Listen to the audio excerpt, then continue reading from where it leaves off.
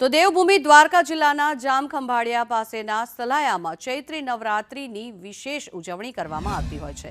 માંડવીમાં માતાજીનો ગરબો મૂકીને જગદંબાની આરાધના કરવામાં આવે છે, ત્યારે ચૈત્રી નવરાત્રિની આ ગરબીનું સંચાલન ફક્ત મહિલાઓ દ્વારા જ કરવામાં આવે છે, જેમાં લગભગ 100થી પણ વધુ બહેનો માતાજીની આરાધના કરીને રાસ ગરબાની રમઝટ બોલાવે છે। સલાયામાં ચૈત્રી નવરાત્રિની ઉજવણી છેલ્લા 15 વર્ષથી ધામધૂમથી કરવામાં આવી રહી છે।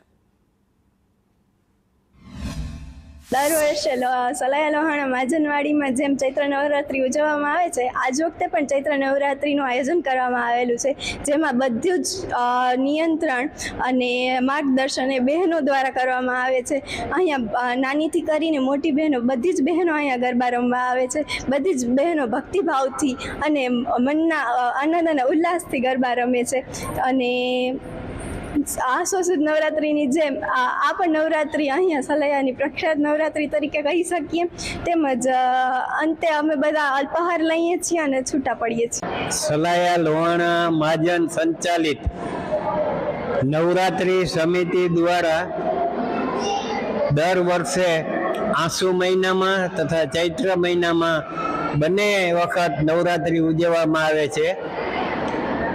ચૈત્રી નવરાત્રિની વિશિષ્ટતા એ છે કે દરરોજ સાંજના 5:30 થી 7:30 માત્ર બહેનો જ રાસ અને ગરબા લે છે।